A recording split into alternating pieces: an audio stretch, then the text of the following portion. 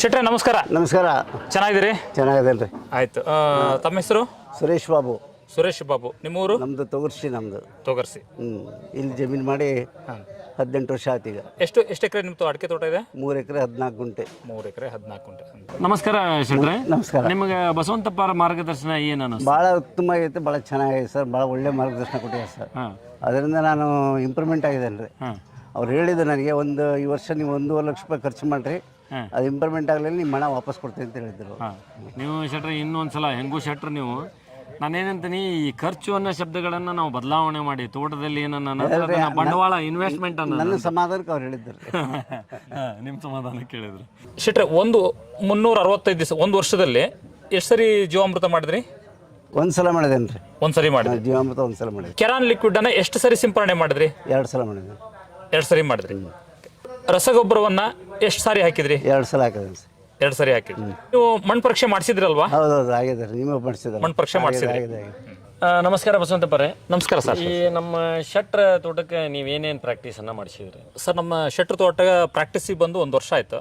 ನಾವು ಹೋದ ವರ್ಷ 2023 ಏಪ್ರಿಲಲ್ಲಿ ಇವ್ರ ತೋಟಕ್ಕೆ ವಿಸಿಟ್ ಮಾಡಿದಾಗ ಫಸ್ಟ್ ಬಸಿಗಾಲುವೆ ಬಗ್ಗೆ ಅವರಿಗೆ ಒಂದು ಮಾಹಿತಿನ ಮಾಡಿದ್ವಿ. ಬಸಿಗಾಲುವೆ ಬೇಕು ಅನ್ನೋದ್ರ ಬಗ್ಗೆ ಮಾಹಿತಿ ಮಾಡಿದ್ವಿ. ಬಸಿಗಾಲುವೆ ಆದ ತಕ್ಷಣ ನಾವೇನು ಮಾಡಿದ್ವಿ, ಸಾಯಿಲ್ ಟೆಸ್ಟಿಗೆ ಹೋದ್ವಿ. ಸಾಯಿಲ್ ಟೆಸ್ಟ್ ಮಾಡಿಸಿ ಅದ್ರ ಪ್ರಕಾರ ಮಣ್ಣಿನ ಆಧಾರಿತ ಇವ್ರ ತೋಟಕ್ಕೆ 2 ರಸಗೊಬ್ಬರಗಳನ್ನು ಕೊಟ್ಟಿದ್ದೇವೆ. ಆಮೇಲೆ ಕೆರಾನ್ ಕಂಪನಿಯ ಪ್ರಾಡಕ್ಟನ್ನು 3 ಸತಿ ಡ್ರೆನ್ಸಿಂಗ್ ಮಾಡಿಸಿದ್ವಿ.